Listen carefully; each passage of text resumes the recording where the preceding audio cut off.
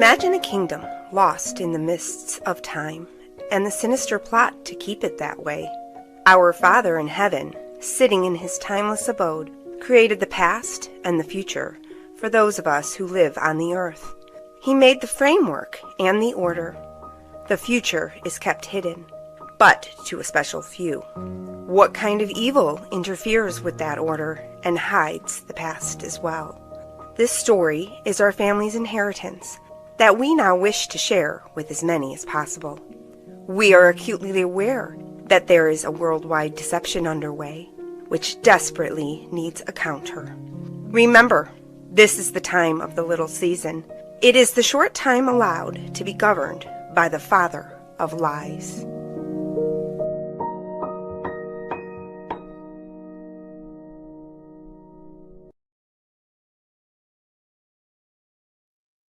Welcome, everybody, to the first ever poetry reading night here at the Unexpected Cosmology. My name is Noel Joshua Hadley. I'm happy to be here. I hope you're happy to be here as well. I have tonight, let me see if I can count them all, 5 amazingly talented poets in front of me. And let's see if I can introduce them all to you. I'll be bringing them out one by one, and they'll each be given about 20 minutes to go over their work. The first, Zen Garcia. And now I'm going to be introducing them to you in not the order that they'll be coming out, so you'll be kept on your toes as to when they come out. But the first, Zen Garcia, he needs no introduction. And I don't even know how many books he's published. He can tell you, he has like the exact number in his head. I can tell you it's over 12, probably closer to 20 at this point, maybe more than 20. I don't really know.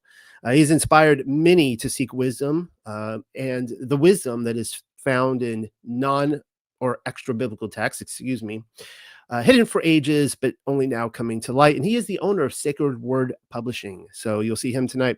Randy Conway is an author, a poet, and a gentleman, and a public speaker with the desire to move us out of Babylon while exposing the myths of most modern patriot movements.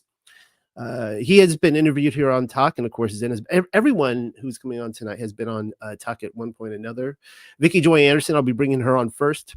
She's the author of They Only Come Out at Night, which is a phenomenal study on the spiritual reality of sleep paralysis. She even gets into vampirism in that, which is pretty incredible. Some great research. I've brought her on in the past. You can check out that interview. Go get her book. Pauly Hart is the author of dozens of short stories and probably just as many books. I don't know if he can tell you the number. Maybe he will. I haven't even tried to count them all. I have most of his books on my bookshelf. Definitely not all of them, though. I am a polycompletist, so I want to get them all. And we're going to be premiering his first anthology with Shelves of Shalom, which is the fictional wing of our publishing company here. And of course, last but not least, Pamela Glascow will be coming out to read from the Hebrew scriptures. She is translating the entire Bible through the Paleo Hebrew. This is we're calling it a 15-year project. Could be longer. We really don't know. But it is a massive undertaking to translate the entire scripture through Paleo. If you have questions about that, please come by and ask. We will talk about it. And you can get all of her books on our Tuck store, and she will be reading premiering some, I think she'll be premiering some new Psalms tonight, which she has never done before. So also, just before I bring on Vicky, I want to put this out there for if there's anybody out there, like you've somehow found this on the internet and you're like, what? They're doing like poetry readings on the Unexpected Cosmology. If you are a poet yourself and you have poems, or you're even looking to get published, please get in touch with me, and I would love to do another one of these poetry reading nights. And we are looking, of course, to publish work. So that being said, let me bring up Vicky Joy. Please give a round of applause on your end of the computer screen for Vicky Joy. Here it is, Vicky. You ready to go? I'm going to be jumping off stage. It's all yours. Awesome. Thanks, Noel, so much for doing this. What an awesome idea. Let's make poetry great again, right? As you stated in your little intro, a lot of the books that I write on and a lot of the topics that I write on are very dark. They're aspects of spiritual warfare, sleep paralysis, night terrors, paranormal activity, and things of the like. And so poetry has always been my safe place, the place where I can go and I can use the thing that I love most, which is words, and I can find somewhere beautiful to string words together that are beautiful rather than always just the dark stuff. So thank you so much for giving me an opportunity to share my poetry. I've got 3 different poetry books, and I'm going to read a little excerpt from all 3 of them because they're all a little bit different. The first one is called Harps Unhung, Praising God in the Midst of Captivity. This was actually the poetry project of my mother, who passed away in 2013. She had a vision to rewrite all 150 of the Psalms using 150 unique styles of poetry. So at the time of her death, she was halfway through. She had 75 of the poems written, and conveniently, she had taken all of the easiest poetry styles to find and all of the happy Psalms. So I was left to find 75 obscure types of poetry forms, as well as writing all of the dark, sadder, more difficult Psalms in real time as I was grieving her death. And so I'm going to read one poem from Harps Unhung. These are all available on Amazon. Shortly after that, I wrote The Weary Wayfarer. This is the entire unabridged John Bunyan novel, Pilgrim's Progress, rewritten as an epic poem. I don't know if you can see that, but it's all in rhyming quatrains. Just makes it a little bit easier to read. And then this is a little gem. This is a tiny little book. It's called Beautifully Broken. And I had written a litany of poems in the wake of my mom's death, forgot all about it, and found them in a file folder in my computer 10 years later. And this was a godsend because the enemy had convinced me in those 10 years that I didn't grieve well, and that I'd had a dark night of the soul, and that I was a wimp and a coward, and I had turned my back on God and all of this stuff. And I found these poems, which were evidence to me that I had white knuckled it on through that whole entire experience, and I never lost sight of the love of God in my life. So I'm going to be reading from that one last. I'm going to start with the peppiest poem, which is from Harps Unhung. And this is Psalm 98 because so many people tell me that this is their favorite one. I almost didn't write this. I was running really low on poetry forms, and a friend challenged me to write a poem in the form of Dr. Seuss. And I'm like, that's blasphemous. I can't do that. And so I wasn't going to do it. And then I decided, well, I'll do it. And if it's terrible, I'll scrap it. And if it's good, then let's go for it. So it wound up working out pretty well. Psalm 98. And this is to the exact rhyme scheme and cadence of Oh, the Places That You'll Go. Oh, sing to the Lord a new song never sung. Let words of his works trip off of your tongue. Marvelous miracles, phenomenal feats when his reverent right hand and his holy arm meets. He reveals righteousness to every nation, makes known his power and his salvation.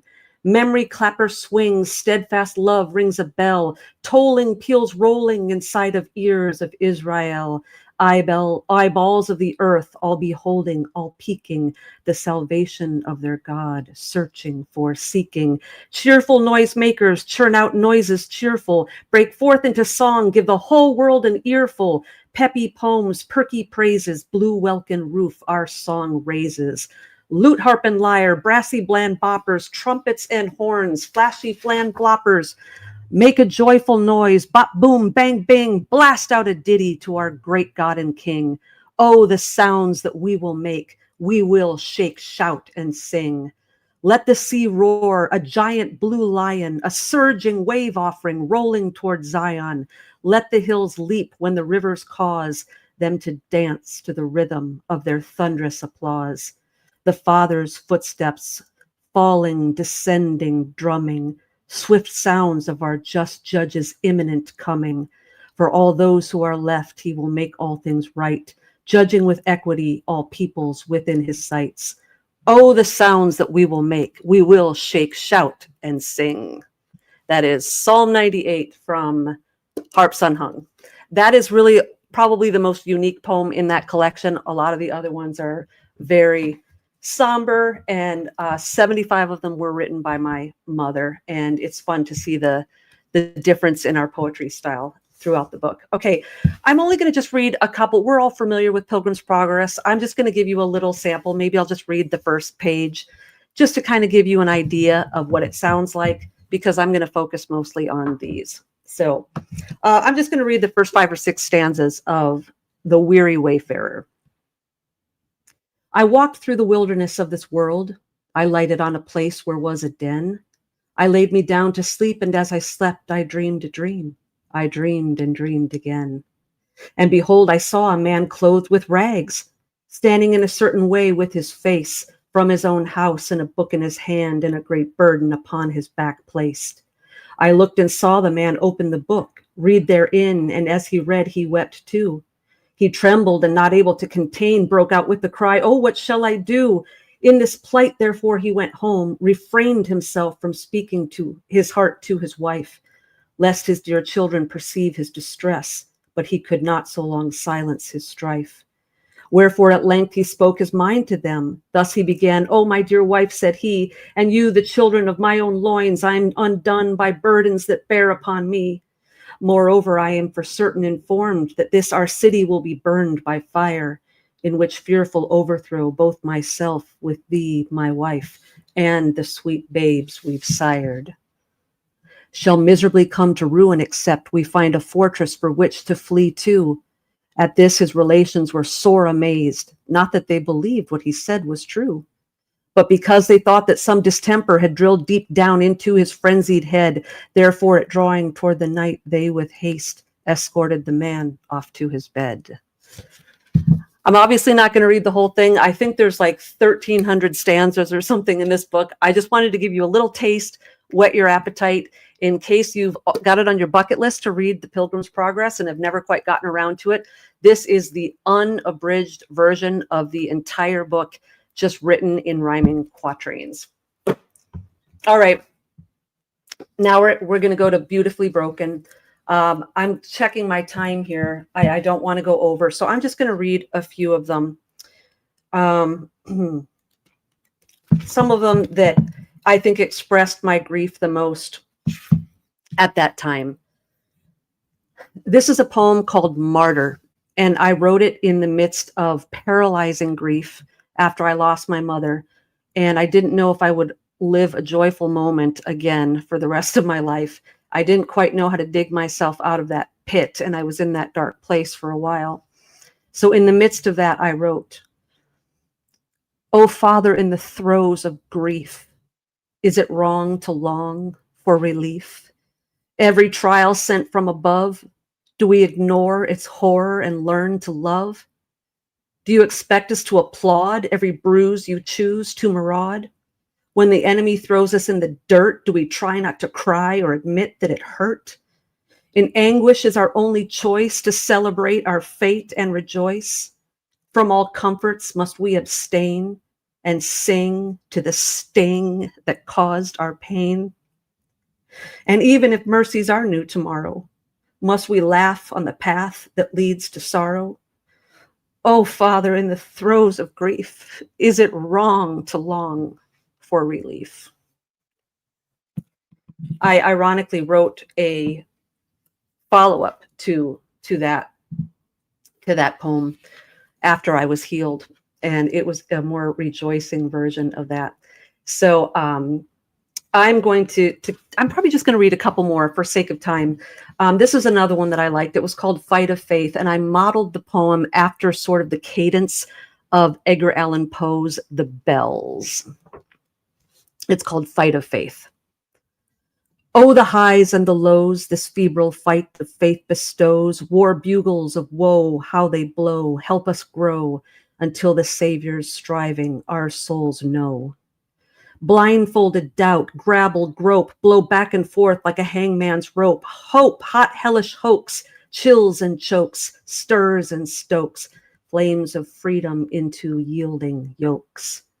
Parched spirits, drained and dry, dehydrated, slaked from asking why. My tired heart tries, it decries all the lies, but my ears hear only lullabies. Oh, the highs and the lows this febrile fight of faith bestows. It ebbs and flows, it sows, then grows from stuttering speech to precious prose. All right, I'm going to read one more, and then I'm going to hand it off to the next poet. Thanks, Noel, once again for doing this and for having me. I appreciate it. And everyone, once again, all 3 of these books are on Amazon.com, or you can get there through my website, VickiJoyAnderson.com. This one is called My Hand is to the Plow. My hand is to the plow, no turning back. Though I know not how to keep on going, planting, tilling, reaping, sowing, my hand is to the plow, no turning back. My face is set like flint, no turning back. My soul shall sprint from all sins assailing, bound, determined, firm, prevailing. My face is set like flint, no turning back. My eyes are on the prize, no turning back. And though all my friends despise and hate me, provoke, antagonize, and bait me, my eyes are on the prize, no turning back. My heart is set on thee, no turning back.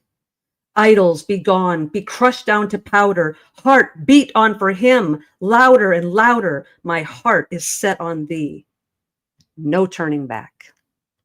Thanks.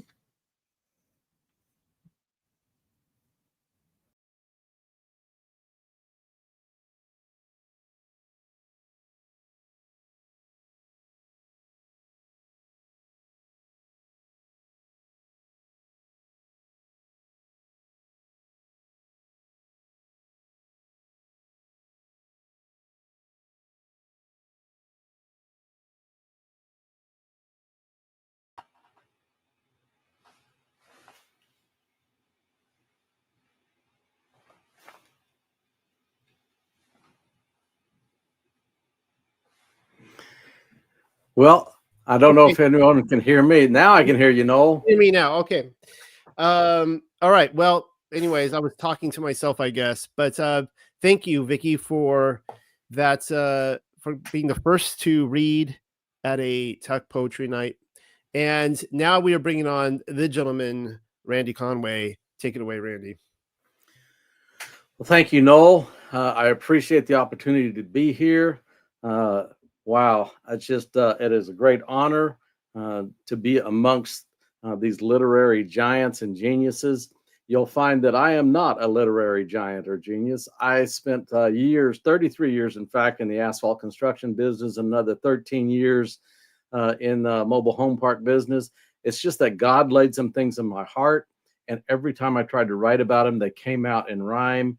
And it's been a wonderful experience. Many have shared my poetry, and finally ended up in 5 different books of poetry that you can get on Amazon. And I think Skywatch TV may still have some of the stock. But I'm going to be reading little selection, one from each of the 5 volumes, and some that have never been published yet. And you can also find my poetry on YouTube under Randy Conway Poems, and also on Rumble, where I create a video epilogue of those poems. So it's not just someone sitting and reading. It's visual and music. But the first one I call A Line in the Sand, because I hear people all the time, especially in what I'm doing now and the teaching I'm doing now. People say, I will not comply. I will not comply. And in their heart, they mean it, because they have developed a place that I will go this far, no farther. So I call this a line in the sand. There's always been a line in the sand where men stand with staunch conviction, but now a deeper line has been drawn by men with dark intentions. It's more than just a line to voice some heated contentions. The line crosses more than only the sand. Now it crosses dimensions. On which side of the line do you stand that's been drawn for life? Killing babies in the womb is not merely an issue delineated by the left or right. There are those who will viciously fight for their right to kill, and the line in the sand grows darker and deeper still. A bully draws a line and dares you to step across, and many are the fearful, afraid of what it might cost. But all is lost if no one stands to put up a fight, and the line grows deeper and draws in the night. What about the line now drawn between the sexes? Another line is drawn by witches chanting hexes. A line is drawn between the husband and his wife, and the line grows deeper, as does the strife. The politicians are cutting lines between the people, while false shepherds are fashioning lines between the steeples. Lines, lines, everywhere the line says, be on my side. I am right. And the lines are more than deep enough now to incite the fight. Will you cross the line drawn by gender confusion? Can you stand against those convinced by this delusion? How deep is the line struck by leaders who are pedophiles? This line grows deeper, not inch by inch, but mile upon bloody mile. Feminists, socialists, racists, and communists all draw lines in the sand and shake their fists. We are separated as a people, and there is little unity. And as the lines grow more prolific, we risk global mutiny. The United Nations and principalities have a plan which they tenaciously assert of migrants crossing the borders of nations, their boots pounding a line in the dirt. National sovereignty, as well as the rights of many, are now at risk, and the line grows darker and deeper and cannot be dismissed. Drawing a line across the dimensions of space and time, Satan is setting the stage for the final paradigm. But Yahweh saw the line from the very beginning. He was always aware of Satan's crime, and he placed himself upon the cross, obliterating Satan's challenge line. Still, every day, new lines are being drawn in life's sand. We are commanded to do all we can and then to stand. Every evil and unlawful act by those entrusted with power is a line we must, in the power of Christ, cross and never cower. The fallen one desires to ascend the mount of congregation, to rise above the heights of the clouds and receive oblations. His minions draw lines in the sand in every valley, on every berm, and the lines will continue to grow, ever more defined. History confirms. You must choose this day if you will take a stand or run in fear. Will you cross the lines drawn in the sand and be the point of the spear? We are not to be those who shrink back to destruction. We are to walk in faith to the saving of the soul, not fall to the seduction. Every agenda that promotes the spirit of Antichrist is an attack and mockery of Calvary's sacrifice. A simple verse does not begin to cover the plethora of lines that have been drawn. Our time is short, and we must seek the Lord, for truly the battle is on. And just to be clear, when I refer to some things, a lot of people say my poetry, they call it prophetic. I do not. But when I refer to end times, I am of the opinion the thing that left to come is judgment and the great white throne. I'm not looking for an escape route. And even if we haven't attacked those lines in the sand, this next poem comes from a poem I wrote for my daughter's wedding, and then I kind of changed it around and made it something that would be fitting for the public. And I call this one Finish Well. A young man, by no fault of his own, found himself sold into Egyptian slavery. He faced the trials of his captivity with stalwart faith and bravery. His tribulations, they were many, and again, without fault, he was put into a cell. But Joseph believed in the God of his fathers, and history proves he finished well. Many years ago, back in ancient history, there lived a man in Pharaoh's court, the adopted son of Pharaoh's daughter. Moses' life of royalty was soon to be cut short. Outraged by the treatment of a Hebrew slave, Moses' anger grew, and an Egyptian soldier fell. But the God of Abraham, Isaac, and Jacob found Moses, and Moses finished well. There is a story you've probably heard about a strong man who judged a nation. He is known for his great strength and for a woman who held his fixation. His choices brought great pain and misery, but there is more to tell. Samson remembered the God he once served, and Samson finished well. Saul was a man who I guess you would have to call a religious terrorist. To hunt down Christians and put them to death, Saul did continually persist. But Saul met Jesus, and then to preach the good news, he was from that moment on compelled. His words, inspired by the Holy Spirit, are still read today, and Paul, he finished well. For many, our stories have had many twists and turns and pain, But today you can change your story and dream dreams to claim. If I could offer you any blessing or advice, there's one thing I would impel, that you hold to the faith of the one true God. And like those who came before you, you too can finish well. And the story of why Finish Well was written for my daughter is too personal and heartrending, and I would start crying if I told you that story. That is hers to tell some other day. And you think I cannot finish well? Well, I would like to tell you that nothing at all is impossible. And that's the name of this next poem. I call it Nothing is Impossible. I lie in bed as the sun begins the day, too afraid to rise, too cynical to pray. The fabric of my world is torn and frayed. Can this be a day that God has made? Betting with tomorrow, the odds become impossible. Finding peace in the world we live in is not plausible. Expecting more than yesterday is just improbable. Problems mounting, they cannot be drowned. They are not soluble.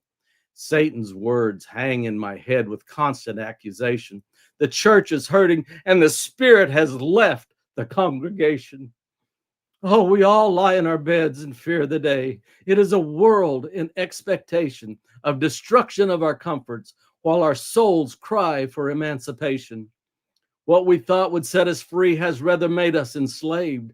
And rather than flee the game, we sit with Satan and we say, deal me another hand, for I will satisfy that for which I crave. And so the odds continue to build as the church sits down to play. And now it has come to this, that we must live in fear, ignoring the call that comes from God, wanting to draw us near. Can we even hear the call when it is ourselves that we hold dear?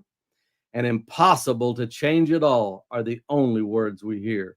But these words are lies, and not from God, but from the enemy.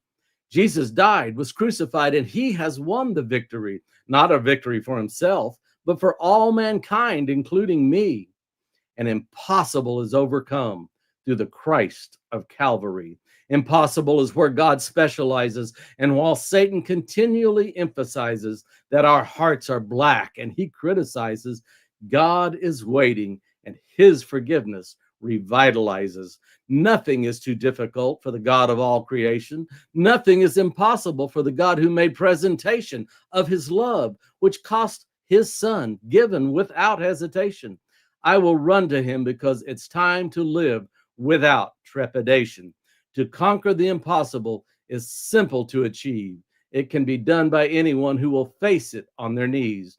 No longer will I lie in bed afraid the day to see, for now my God is my shield. He is my hope and victory. This next selection just came to me. In fact, we just did a program on the C2K report about AI, and in fact, with Vicki Joy Anderson. And it just came to me that, wow, everything we do, every computer program we're on, every button we punch, every purchase we make, everything has come down to one thing. It is about the data. In fact, Nobel, I don't know how to say his name, Harari, used to be the assistant to Klaus Schwab. He talked about the data being the currency of tomorrow. So I wrote this. Suddenly, everything is all about the data. We're no longer people, rather we're fodder for the beta testing for those who desire to program the masses.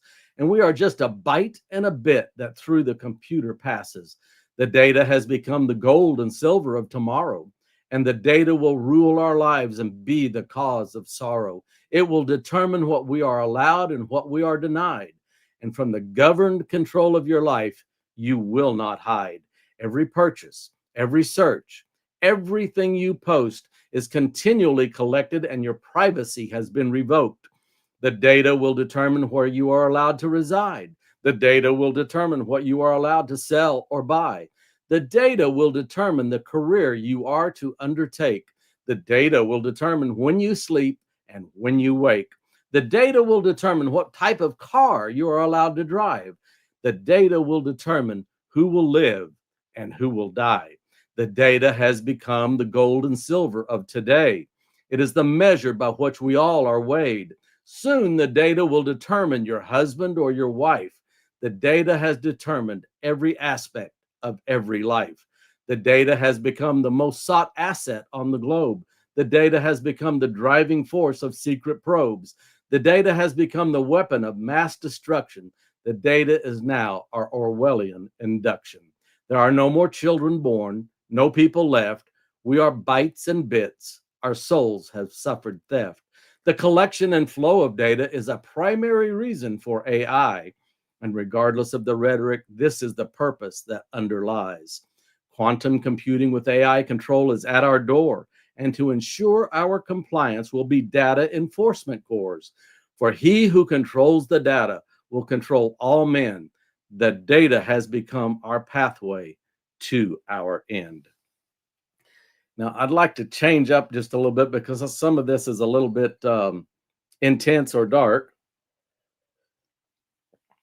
And this I call the song. This one laid a very long time, and I played with it a very long time, forgot about it. And in the process of publishing books, I found it within my notes.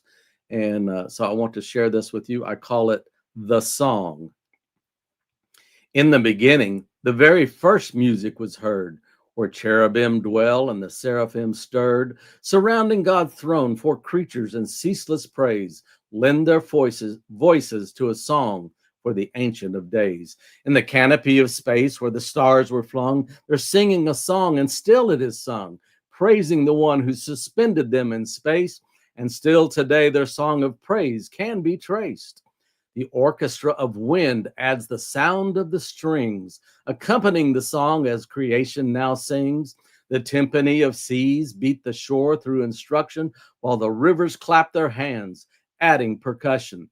The heavens are filled with God's greatness and glory, but the heavens are not yet the end of this story. The ends of the earth are to be filled with his praise, creating a symphony, God's inhabiting place. Then man was given voice to this song, and for the praise of his people, God ever longs. When God's people shout out his praise, walls will fall down. When joined together in chorus, the praise shakes the ground. A crescendo is brewing in the midst of the song. From the tremor of the music, I know it's not long until 24 elders will join in the refrain. Worthy our Lord to receive glory is proclaimed. Giving honor and power, they will worship his name. Then a new song will be sung to the one who is slain. The crescendo will grow as infinite angels rejoice. Worthy is the Lamb is the song given voice. But the music still grows. It doesn't end there.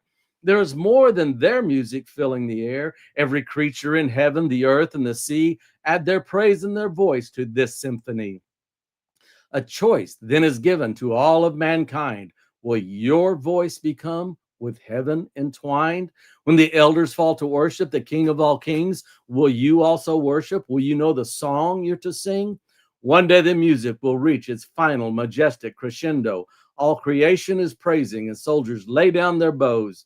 The heavens, we're told, will be rolled back like a scroll, and the final white throne of judgment is coming, as is foretold. And we will sing, worthy is the Lamb who was slain to receive power and wealth and wisdom and strength and honor and glory and praise. To him who sits on the throne and to the Lamb be praise and honor and glory and power forever and ever. The four living creatures said amen, and the elders fell down and worshiped. That's this next one I actually shared in the dome of under the dome rather of the state capitol in Jefferson City, Missouri. I addressed a Senate committee there in regards to a abolition bill, and this is what was read publicly in the state capitol. I call it, I was a child. To swing from a rope hanging in a tree, to play in a puddle pretending it's the sea, to be the sheriff of an old western town, or painting my face like I was a clown. I'll never do these simple things. They are confined to dwell in my dreams. I wasn't allowed laughter, play, or even breath before I was born. I met with death. To hear a fine story while in mother's lap, to have milk and cookies just before nap, to open a present and play party games, to have a pat on my head and be called by name. I'll never know these simple joys. I'll never play with the neighborhood boys. No pet dog I could name King or name Spot. No tears and no laughter because I am not. I'll never be seen running a race. I'll never get to run to first base. I'll never know the thrill of first dates. No one will worry because I am out late. I'll never have a college degree. I'll never know the shade of a tree. I'll never throw a lure in the water. I'll never have my own son or daughter. I'll never fail and I'll never succeed. I'll never hurt because I skinned my knee. I'll never know the excitement of reading a book. I'll never hear a babbling brook. To experience these things, you must be alive.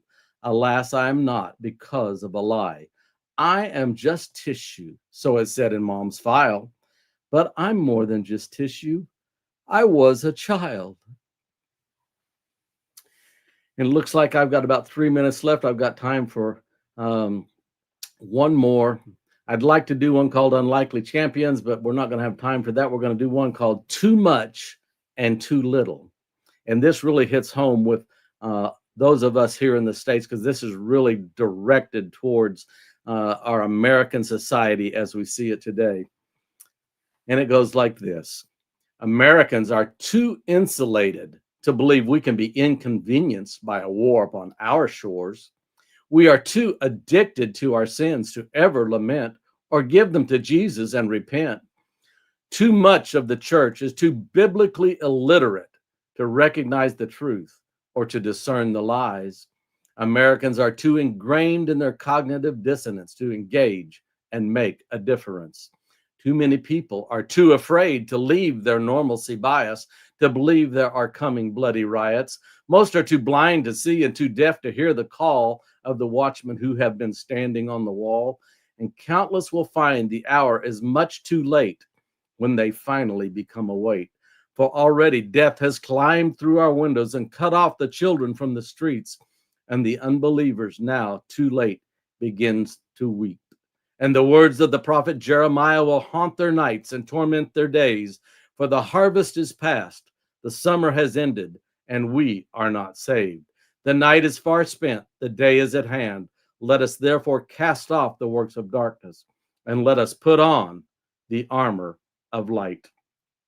And it looks like I'm at 19 minutes, and the next one might take a little too long, so I will pause there for the next. Randy, that was beautiful. Thank you for coming on. And if you would like to do a few more, we do have time for it. You know, the glories, of course, of being live, and it's been going very smooth tonight, with the exception of my microphone being turned off the last time around.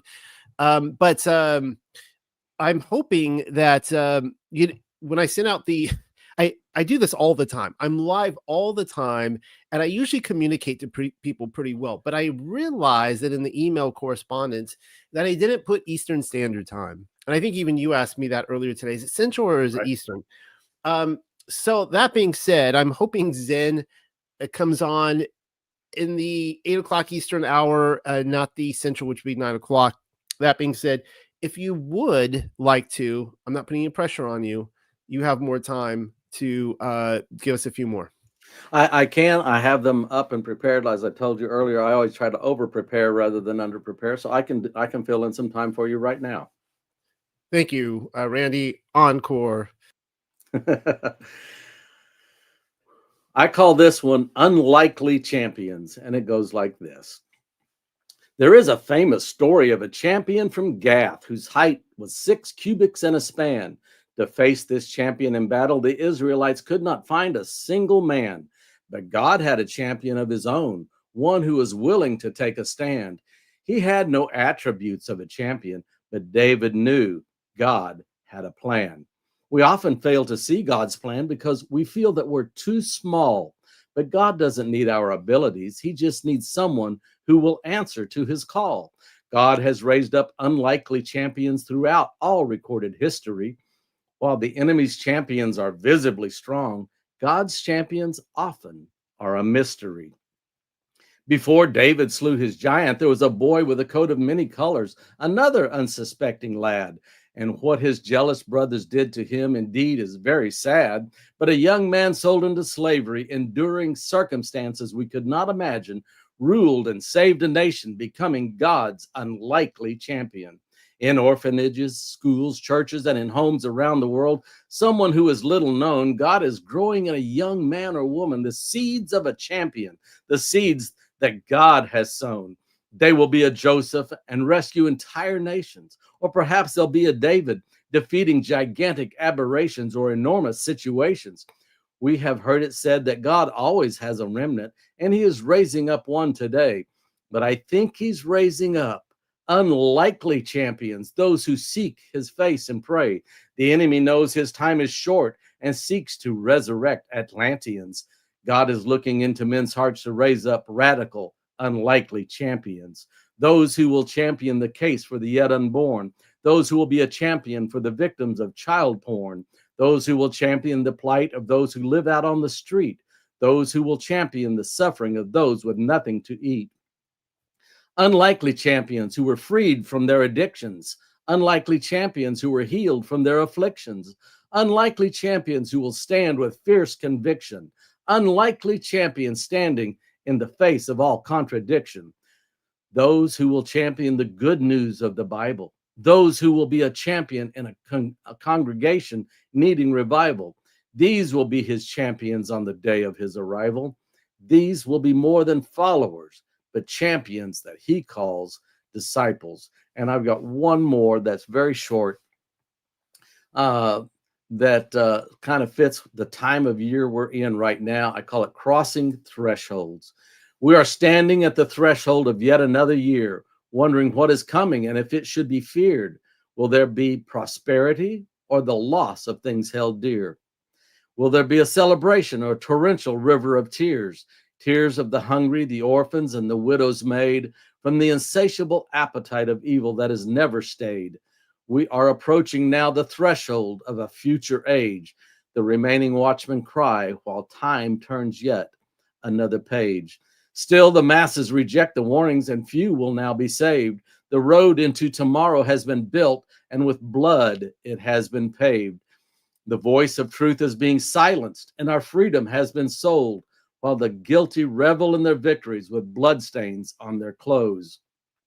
We are moving across the threshold of another generation who will be bridled with our sin because we gave in to temptation. The coming generations will see the world we left them and of us implore. Was truth exchanged for comforts? And what trinkets were our futures traded for? And people, you know, there is another tempest blowing. Is there no one to send a warning? Disaster sings another refrain. We are left naked, lying in shame. And God says, I called you, but you did not answer. I spoke, but you did not listen.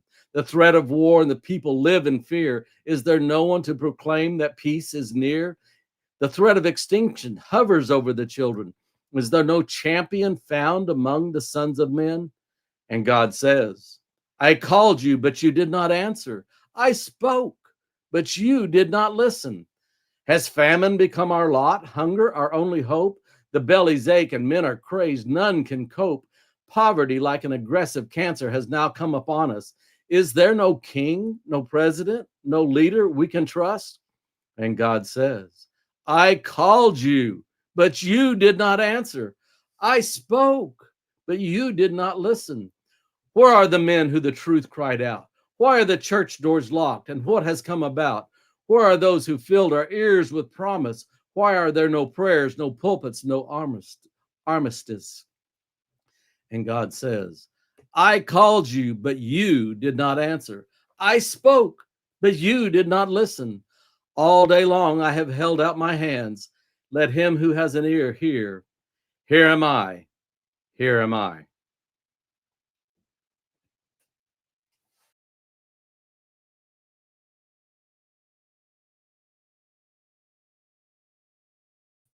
There it is. My mic's on again. It was off again.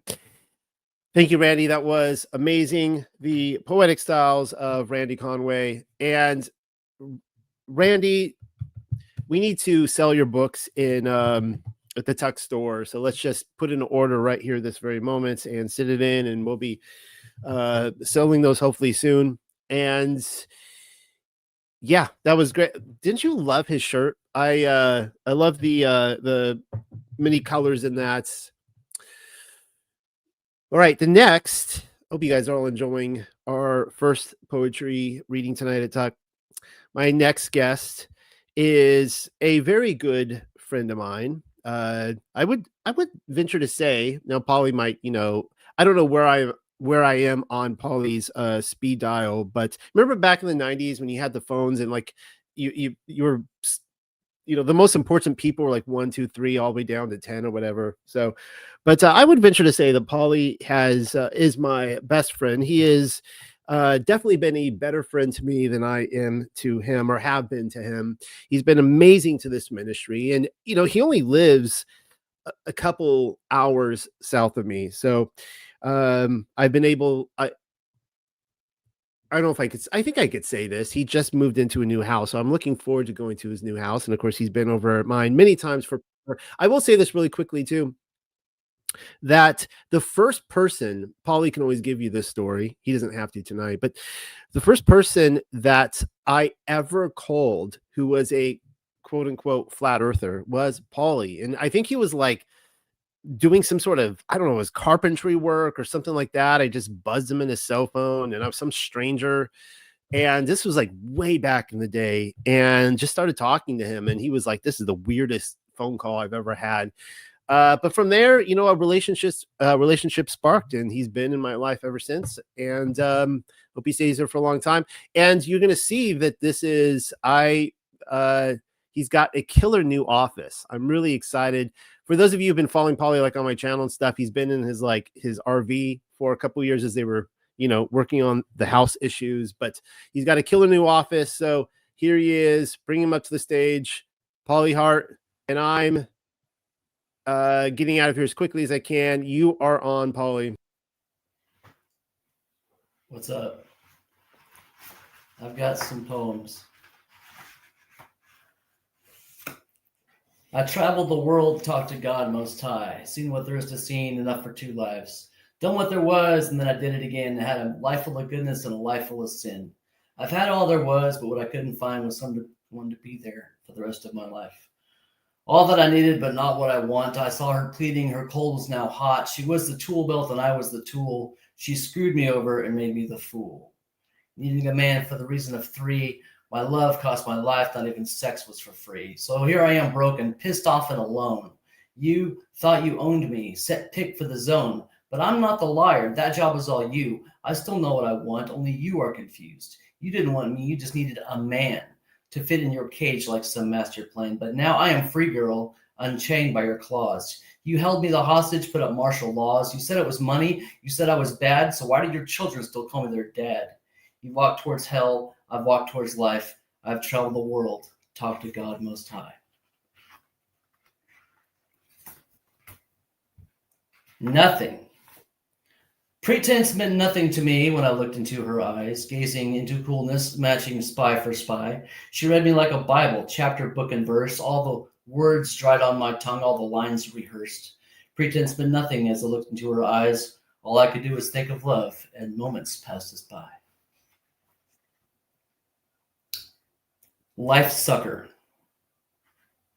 It was like the first time she saw him leaning into the pool and gazing in. It was like the very first time she saw him leaning. It was that time she had the urge and she pushed. She pushed so hard. And now she had plenty of time to think about what she did. Plenty of time on C Block in cell 506. Thick lips. Thick lips slur the speech that breeds lies and discrepancies, hypocrisy, and lousy statements of half-truth. Thick lips make promises with a forked tongue. Thick lips kiss well.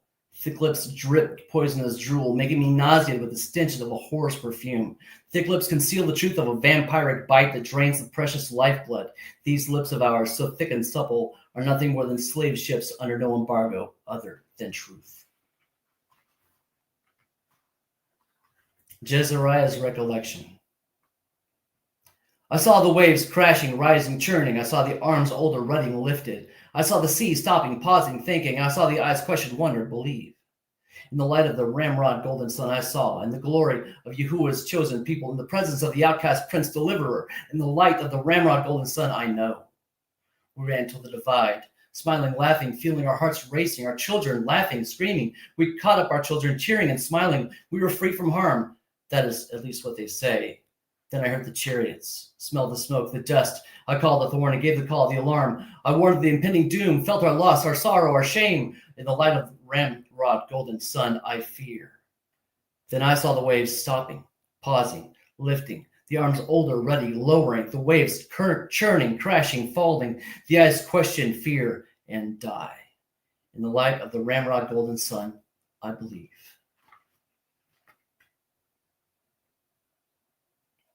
Daydream. She squinted and laughed and looked up dreamily at my friend who played the guitar. Someday she will cry because her dad rapes her, but today she smiles dreamily at my friend as he plays. Evangelist. Evangelist, evangelist, come blow your horn. Evangelist, evangelist is stuck on porn. Evangelist, evangelist, take all our funds. Evangelist, evangelist is on the run. Evangelists blow in, evangelists blow up. Evangelists blow out. Who cleans up your mess? O mighty evangelist.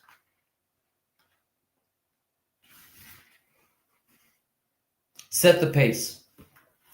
My soul is poured out like water. My spirit tires of me. I have nothing left but you, Lord. I have nothing left but thee. This is my story and also my prayer that you, dear Lord, will set the pace and you will take me there. Those were selections from my first book of poetry, Stupid Mind Tricks. This is from one of my other poem books, Book of Love and Laughter. This is what I tell people to buy for their grandmothers. That's for college kids. Various times. More often than not have I ever once thought I would be in such a place as this. And at various times with the wind through the chimes, I could love you so much more than this. Though you knew me the same, knew my faults and my gains, even the split hairs on my head, I should love you, my Lord, as the songs on a chord play your sweet tune in my head. For everything. For every string that is tied down, another string is loosened somewhere. For every man in battle gown, someone is broken to in prayer. For every wrong, there is a right. For every day, there is a night. For every sinner who can't cope, there is a God, there is a hope. Intention. Oh well, I try not to fight the claim of my election, somehow passing by life and took rejection, trudging through the dark and found illusion. I was all but dead, but I claimed protection. He took my life and gave redemption. Privilege. And as many as cast him down, he shall rise to face again. Though many cast him down, he takes on almighty blows. For as many cast him down, he will rise to come again, save one who casts him down, and that one who lives inside. For when he's the one who casts him down, he lays prostrate on the ground.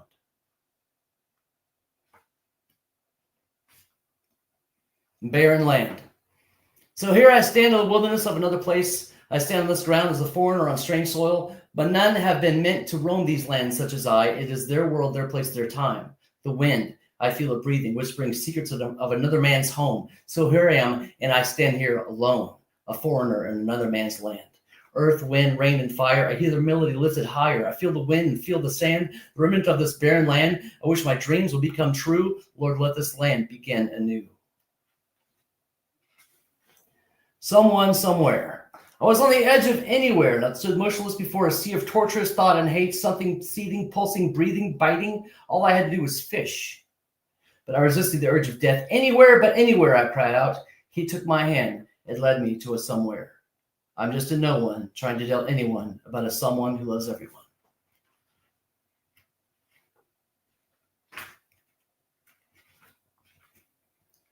One Christ. 50 stout warriors clad in mail, all wielding swords, all waiting to prevail. 100 horsemen riding their awesome beasts of war, lances, shields, and armor shining they adore. 1,000 archers set on an impregnable fort, piercing careless soldiers finding game to sport. 10,000 chariots gleaming, 10,000 riders strong, an army in an army so great along the throng. 1,000,000 footmen ready, with sword and shield and mail, all waiting for their death that day, or waiting to prevail. One newborn babe, one precious boy, not a mighty man of all. One God, one man, one Christ the Lamb, stands more powerful than all.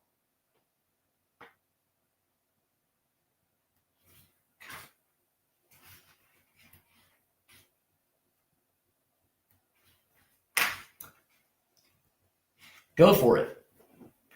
When life seems to drag you down and life's problems make you drown, then you should always look around and go for it. It's a simple, simple way. Questions never do obey. So then you look around and say, I'll go for it. When life's decisions pass you by and all time does is fly, don't you fret, don't you cry, just go for it.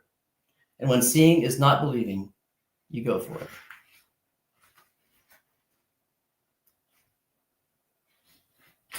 Josh.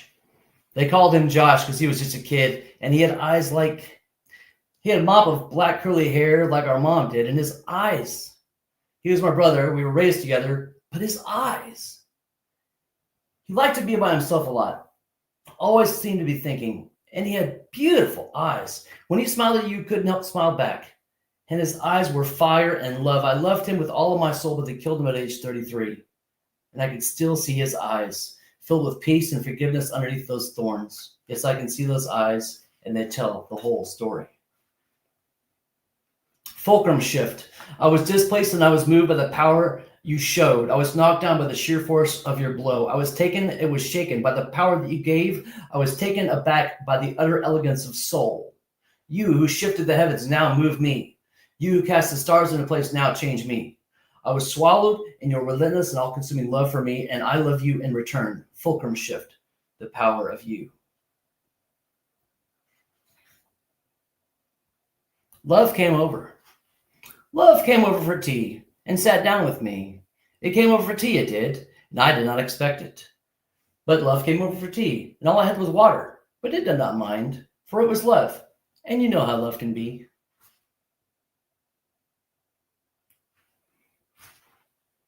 Free to decide. Fearless and free, we change ourselves to become more than what we could have imagined. Our lives become a small stone washed upon the shore of limitless supply. And we stand back upon the horizon of our fortune and look at the accomplishments forsaken. We mentally see our past and imagine the future, less provocative than we'd ever seen, full of choice and futile hope. We realize that the choices desired are often destroyed. Fearless and free, we free ourselves. Fearless and free, we heal ourselves. Let no man rule your destiny. Let no man rule your life. Breath of God. As dawn breaks the new day, skips over the cloud tops breathing. How can you breathe? I asked today. I breathe because the Lord first breathed me. As morning wakes, the meadowlark sings his morning song of happiness and joy. How can you sing? I asked the lark. I sing because the Lord first sung me. As the sun rays shine, the morning dew shines itself upon me. How can you shine? I asked the dew. I shine because the Lord first shone me. And as night falls, I, already sleeping in my bed, forget the beauty the Lord gives each day. How could I have forgotten? I asked the Lord. You forgot because you first forgot me.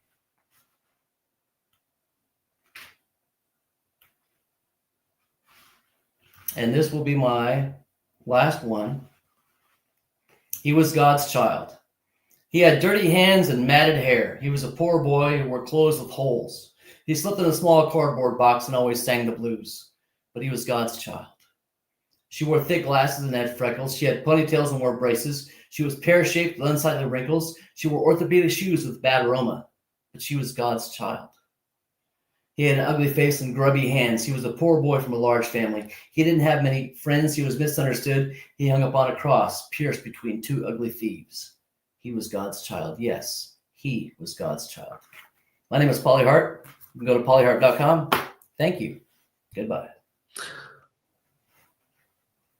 Pauly, before you leave, now earlier tonight, I know you said goodbye, but Zen is actually, he has arrived to the studio. He is backstage, and I want to bring him out promptly. However, earlier I made a statement. I said, I wasn't sure how many books Zen had written. I said he can quote his actual number. And so when he comes up, maybe he can do that. I was guessing around 20-ish or something like that. But then you made a comment backstage because I said you have written dozens of short stories and probably just as many books, and you said 100. So is that an accurate assessment? Have you? This is just a sample. Yeah, I've got 100 books out there. 100 books. All right. Now, before you go, I have one question that you can maybe answer for the audience tonight. What is that monstrous creature, that monstrosity behind you? What are we looking at? And how do you pronounce that? Adelphoi is art by Brom. I don't know if you can see his little signature, B-R-O-M. I grew up with him and didn't grow up with him. I grew up with his artwork, and it's very satanic artwork. So I figured what better way to redeem him for the cause than to get a license for this piece of art. This is called Snake Man. Adelphoi is the Greek word that means the progeny of my mother's womb. So everything in this book, my third collection of short stories is about Nephilim spirits, Nephilim demons, devils, werewolves, skinwalkers, lycanthropy, mermaids, all that kind of thing. So that's what that book's about.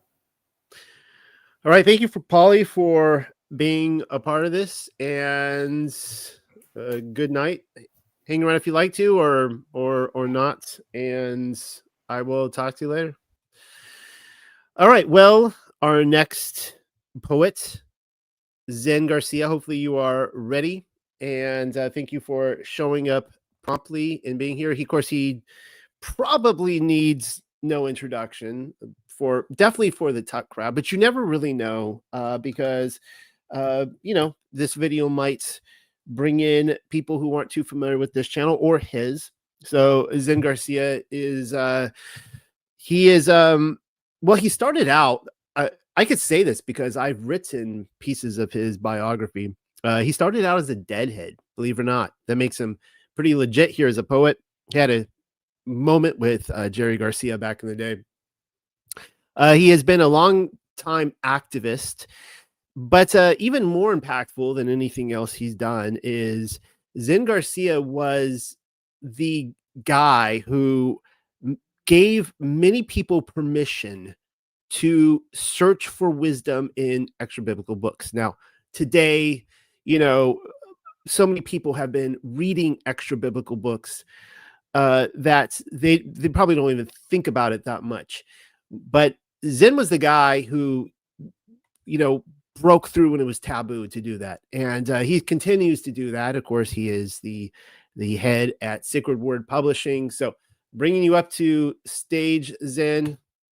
Welcome. Hopefully you're ready to go. I am, brother, and I appreciate the invitation, the opportunity to be here with all of the other poets, and I appreciate our long-standing friendship. You've been a great brother and a confirming witness to a lot of the things that I teach and study and I've come to discernment upon, and I know that you've also put yourself in the line of fire and have been attacked and vehemently opposed and ridiculed and belittled, and it all comes with the territory. But I appreciate you, man, and I appreciate what you do, and I'm glad to be here with the rest of everybody. Okay, well, handing it over to you, Zen. All right, thank you. I also have written several poetry books as well, and I'm currently working on my 36th and 37th, and actually 37th and 38th. And these two will be poetry books. I'll have a couple of selections this evening from those. The first one will be Seekers of Lost Paradise, which I shall release within a month. And the follow-up is the second in the series, Remember from Whence Thou Art Fallen. But the first will be just a selection from previous material. Cathedral Grove. Red moon glow, words, soft remedy for occasion. She seeks me for rendezvous among stone-carved relic, walking hallowed ground in keen soft step. Crosses huge, ornate, decorate space in lost garden appeal. I watch her, unannounced for pleasure, if only to see the slow century of her grace unfolding. This next poem is one of the newer ones. It's called The Grand Deception as Matrix. The grand deception as matrix is all encompassing, consuming, and broad reaching, yet so covert in imposition, it is largely unannounced and unnoticed by those born into its nurturance. So subtle is its programmed assimilation, one was never even granted choice to deviate from its forced indoctrination. Most people are raised unknowingly as slaves to its order, incarcerated by the deviant proposition of its finite machination. Generations of elder grandparents and parents ensure that the young foster compliance to their inherited beliefs without ever challenging their foundational instillment. Children assume swift accord with the lifelong sentences, posturing them for compliant role as good little worker bee or the soldier ant willing to surrender life for benefit of queen and hive. So few of even the far walkers are able to decode the dialectic fashioned as mind controlled prison. Even those holding advantage, privileged with detailed instruction on how to see, hear, and understand, still they are lost to resolution when it comes to connecting all the dots underlying truth in hidden mystery.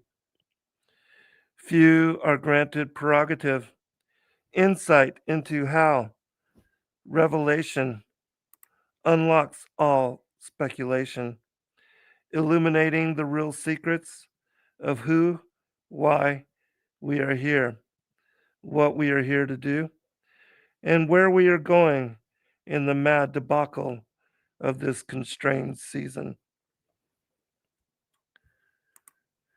This poem is called The Tinfoil Hat Society, and it is about my awakening to biblical cosmology.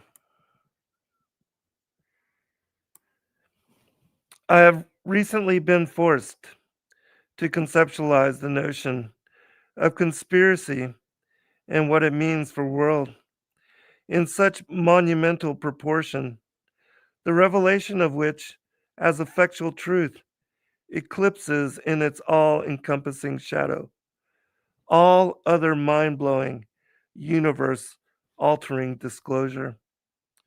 Having studied astronomy for 3 years as my life science in college, I believe myself knowledgeable of heavenly motion, more so than most, especially when it came to our so-called solar and universal system. I thought I understood how the sun and the moon interacted with the earth and the other cosmological and planetary objects.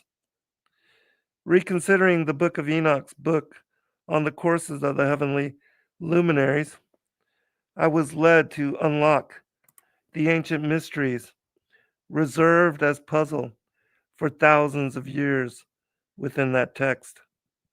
The quandary of grasping what it said left me in perplexity that makes me unable to entertain other focus at this time.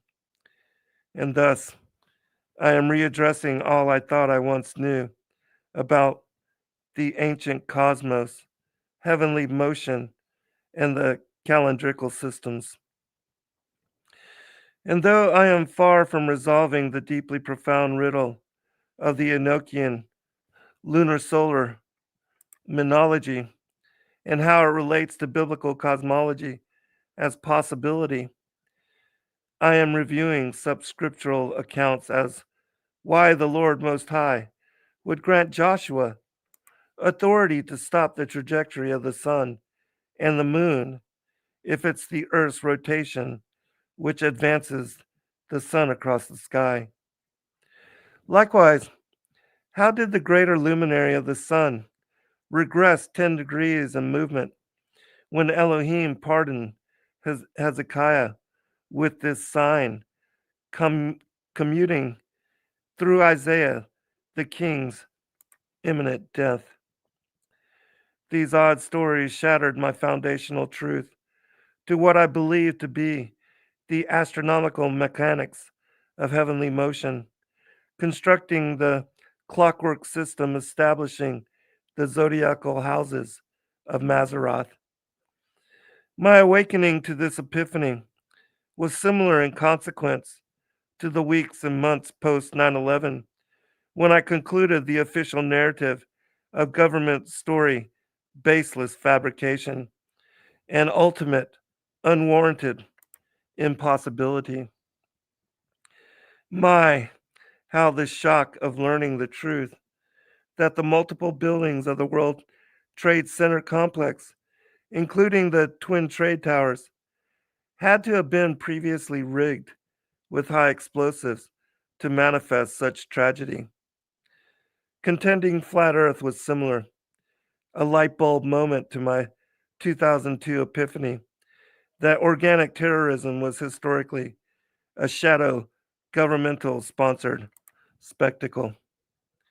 The discovery of how little value the lives of citizens, police, firefighters, and other emergency workers meant to the dark menace coordinating such tragedy blew my mind.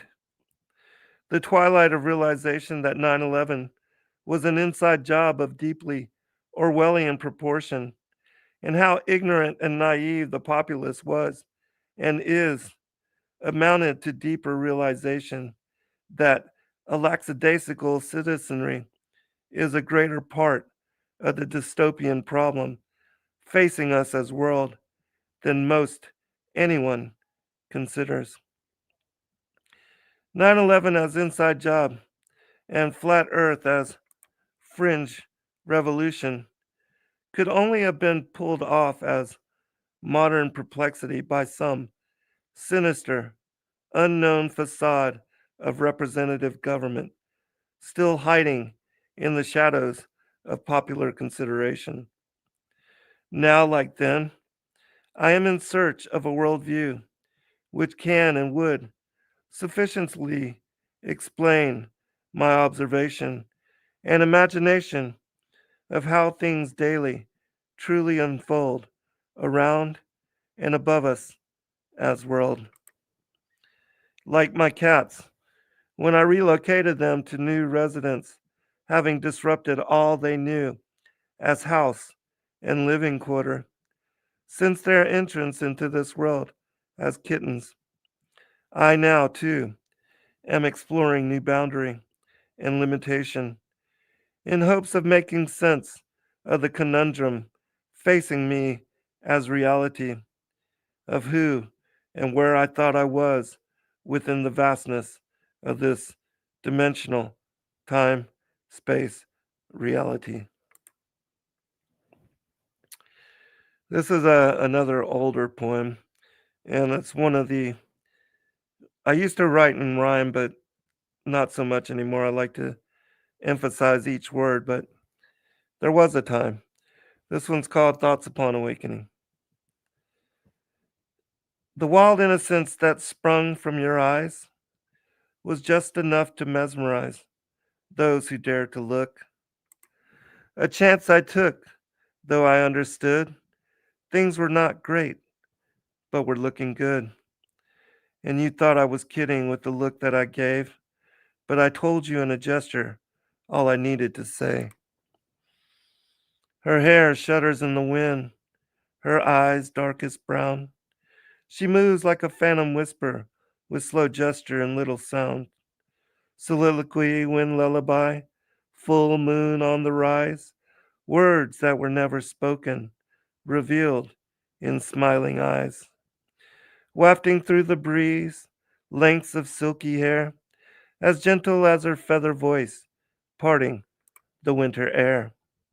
Wide, expansing clouds recede as the sunset dies away, and I'm sure that I can satisfy her mood in every way.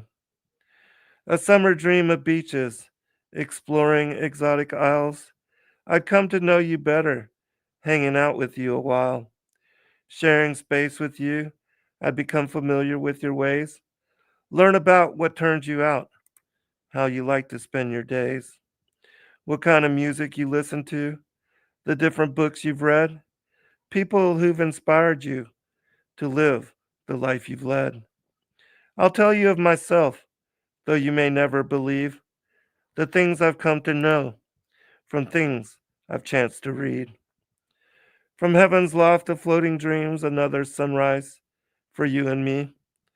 And who are all these weird creatures wandering about in this strange reality?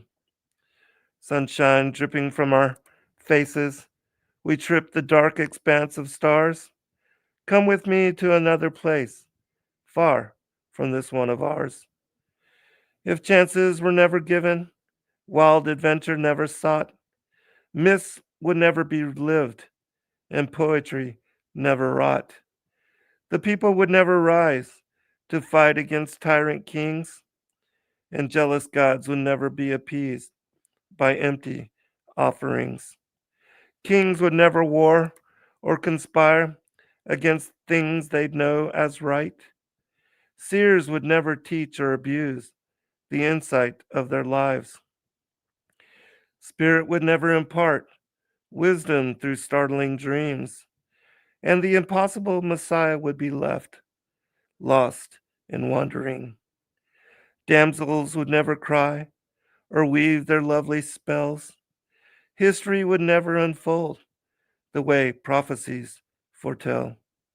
I, myself, seduced by the wind, going places never seen, have to seek out the forgotten myths and live out the hero's dream. All right, this is another newer poem.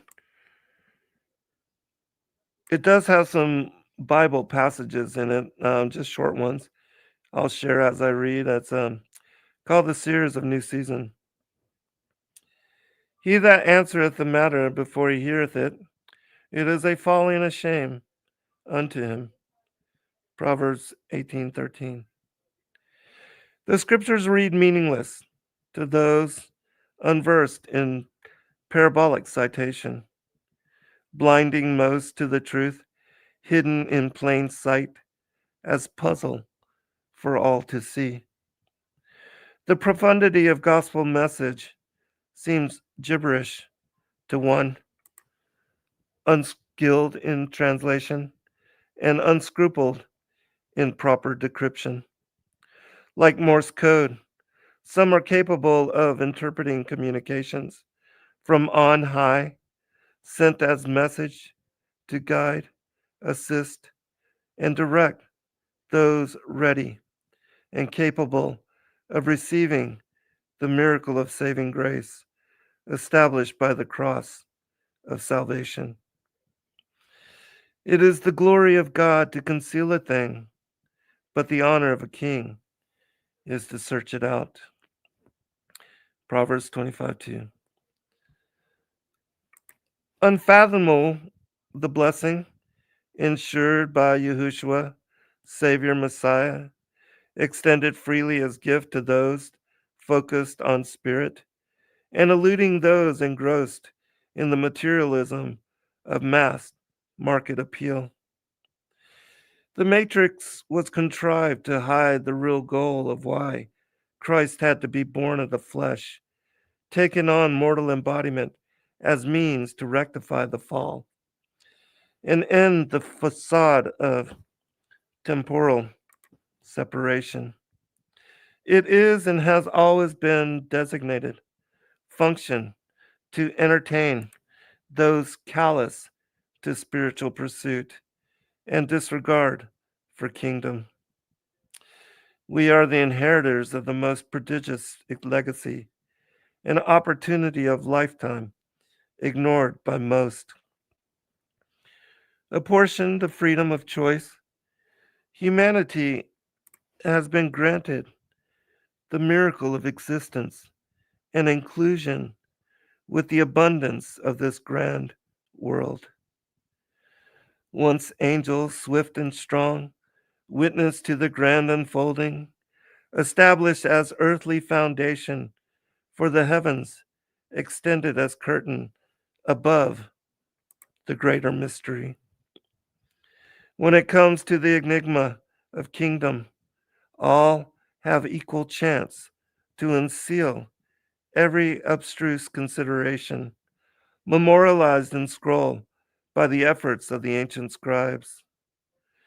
Though much has eluded many prophets and kings, in you dwells the memory, the knowledge of how the word of the Lord, by and through wisdom, the Ruach HaKodesh, sang the Genesis creation into manifest being. We are called to more than the expectations of this world. And though it's been little seasons since we've entertained the sunshine of higher spaces, no remedy can replace the intrigue of such wonder, the insight of which can never diminish the emblazoned memory burned to soul of Elohim's love for all. No matter their attempts to hide the truth from those yielding in full to greater calling, Yahuwah always finds way to shepherd his flock from the ravening wolves encircling the lambs for rabid slaughter. Safe passage barred, Yah will split the sea for you to manifest escape, advancing new generation for those who will later pass on the privy riddles beholden by few. You, my friend, have been tasked as a watchman, a watchwoman, a keeper of the secrets, and a guardian of those mysteries christened for the appointed hour. We must deliver once common prophecy to the people of this time, for we are the fig tree generation, born into the season of its bloom. All right, I've got just one more because I know my poems are a little bit long. This is a new one as well. It's called Inconspicuous Quarantine. Most are unaware of the hidden remand formulated to mind, which veiled from periphery encloses all in invisible razor wire. The penitentiary cage confining all in uncertain bondage is dead-bolted steel, imperceptible to sensory perception. The walls of the labyrinth suggest the possibility of escape, yet there are no windows to filter the light of exit leading out. The overseers of this penial institution celebrate the subtle imposition of mental bondage, foisting the illusion of freedom to those prioritizing liberty, while at the same time limiting access to sinful excess and wanton pleasure. We're all just trying to survive. The dichotomy of false liberation imposed upon the masses, and yet, unfortunately, most non-divergent people are ignorant of their bondage and negligent of their inconspicuous quarantine. All right. I will end it there. I hope that was enough. If it's not, you can tell me. I've got many more before me, but I don't want to hog the time. And I appreciate everybody listening. And I do hope that the words were meaningful for you. Zen, I love me some flat earth and 9/11 truth poetry. Now you said that you read from some new stuff, which I was not expecting tonight. I totally wasn't. Like, I knew you had older poetry, so this was a total treat. And has it been published yet? Or I know you talked about this earlier. Has it been published yet, or is it about to be? No, it's about to be. Since I got out of the hospital when I was, I was there for 2 months, 2.5 months, and I almost died several times. But Yeah. when I got out, I decided I wanted to do something different, that I wanted to write again with creative inspiration. And so I had a number of poems that I had written over the years that I had not yet compiled and worked on.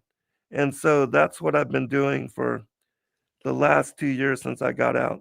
And I'm now, it got so much, the volume is so much that I had to separate it into two different books.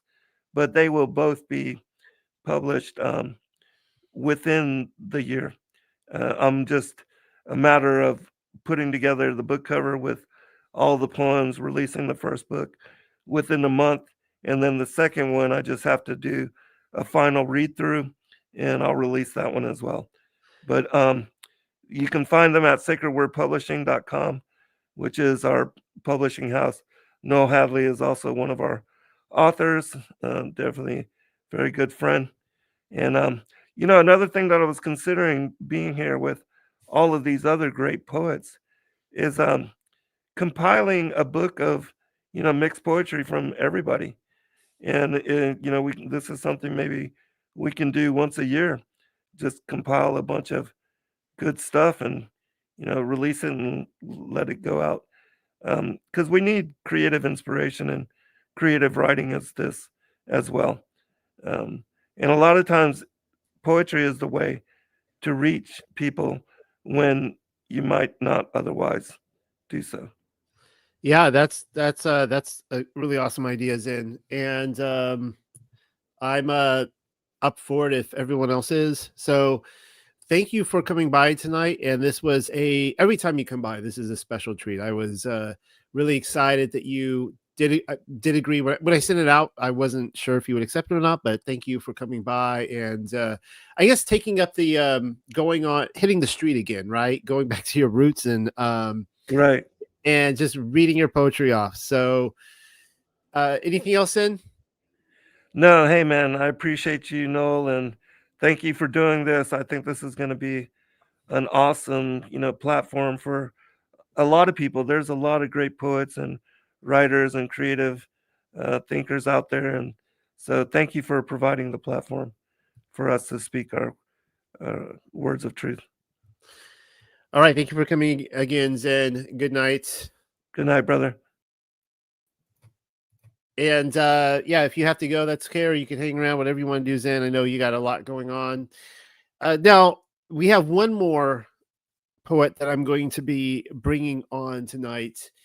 Last but not least, it's Pamela Glascow from the House of Glasgow. And I didn't make it up there this year, Pamela. I wanted to, and I just didn't make it up to Glasgow to go to amongst your people. Now, Pamela and I go back a number of years, and I've given this story before, but I'll quickly do it now. I started several years ago. I saw a couple of these psalms floating around, and I just picked up one of them and I read them. I'm like, hey, this is really good. And I was told that it was a paleo. I didn't even get it from Pamela. I don't even remember who I got from. And so I went to Pamela and I said, this is really good. And she had translated one of the psalms through paleo. And I said, is it okay if we host this on the website, on the Unexpected Cosmology? And she, was like, okay, yes, yeah, sure, And I put it up, and she started putting up more and more. We started hosting them, and then that broke into this this epic vision. And this is all Pamela, that she's doing this, and of course Rebecca is teaming up with her as the editor. But it's this epic vision of translating the entire Bible through the Paleo. And for those of you who are wondering how this works, we've explained this in the past, but we know that the process of overlaying works because, you know, in Genesis chapter 3, the cat in the hat doesn't show up. So Paleo is a beautiful it gives the scripture so much more depth. I remember when she started showing me early basically an early document of what became Bereshith of Genesis. And of course, since this time, you know, we've put out the entire Torah. We almost have all the Psalms completed, of which Pamela will be reading from tonight. We have Song of Songs. We have Joshua. We're getting ready to premiere Jude here real quick. We put out Matthew. And I remember the first time I read Genesis, and she was just showing she just would lay out all the possibilities, the depth of what Genesis meant. Genesis chapter 1. And I'm just like, Pamela, this is really, really good stuff. So without any further ado, I'll bring her up, and I'm thank you for coming, Pamela, tonight.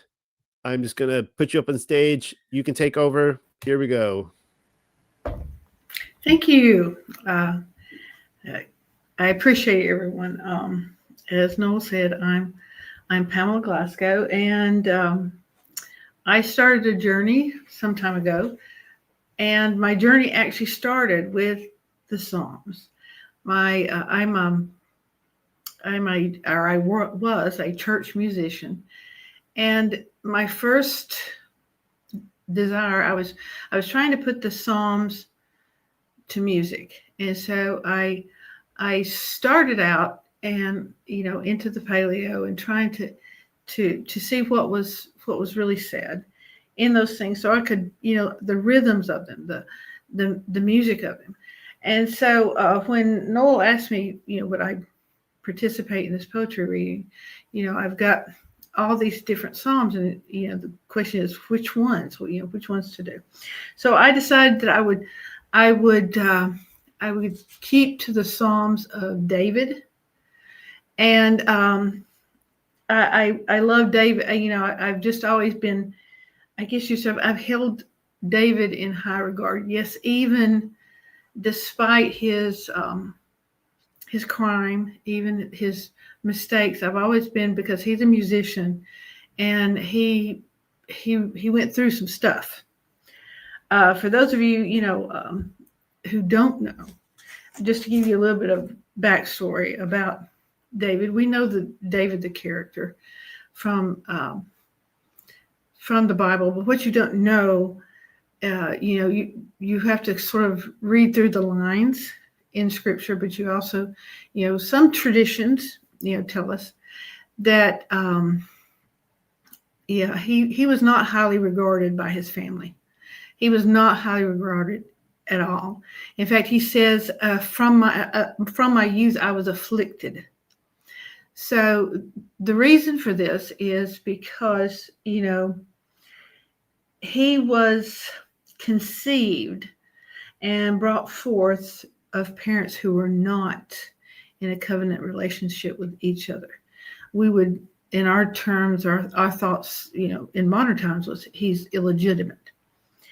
And his very existence offended some members of his family, and it lowered his father's status in the community.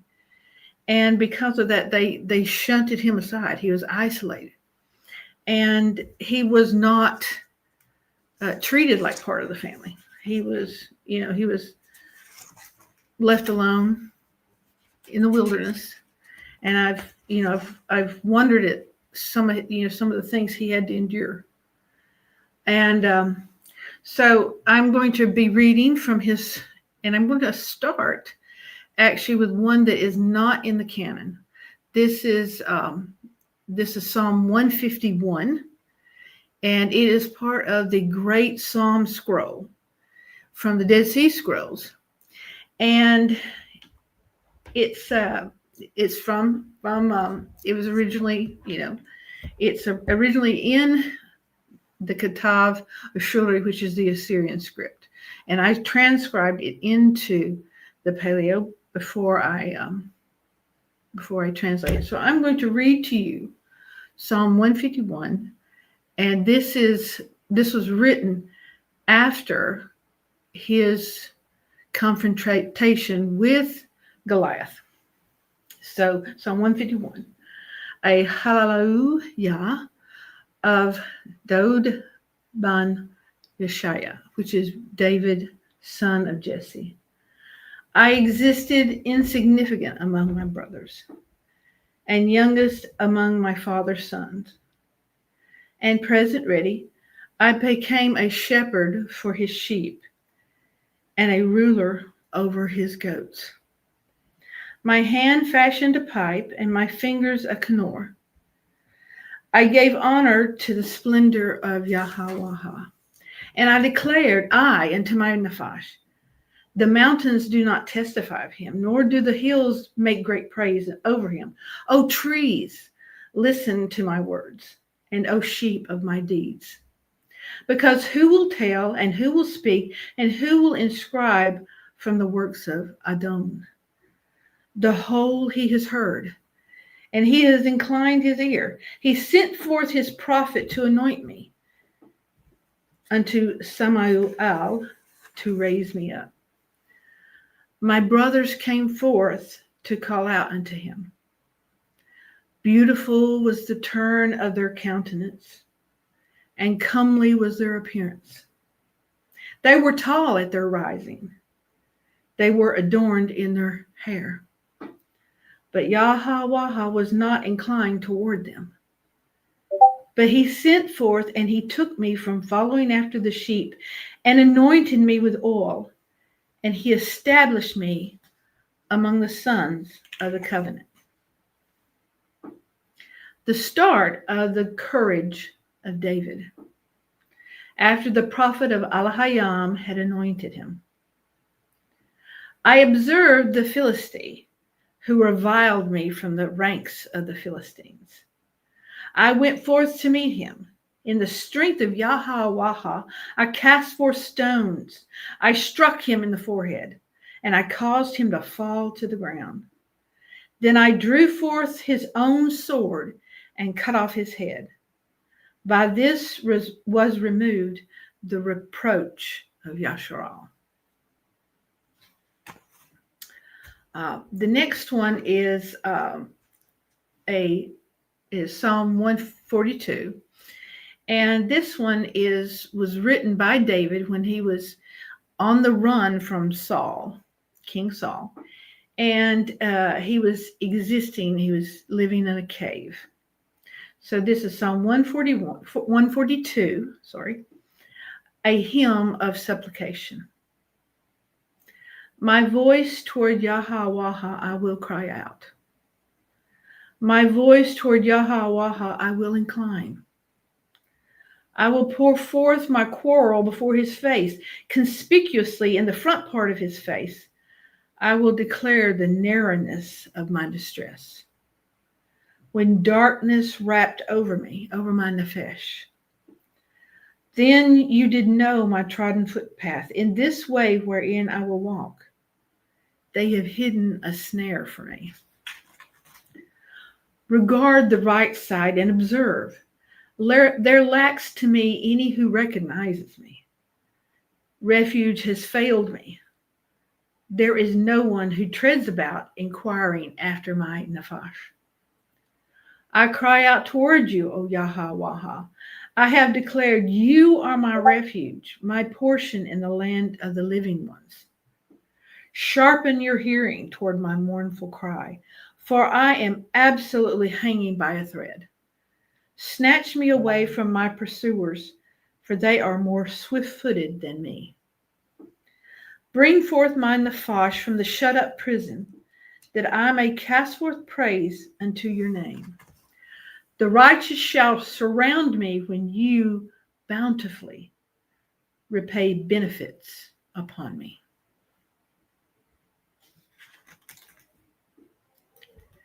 Now, this next one is actually from the second book of second volume of the Psalms. And this is when he was in the wilderness. He actually wrote 2 cave poems, but time constraints being what there are. I'm going to read from Psalm 63, and he is in the wilderness of Judah. It's a Mizmor of David. Alahayam, Ma'al, the power and authority in Yasharal.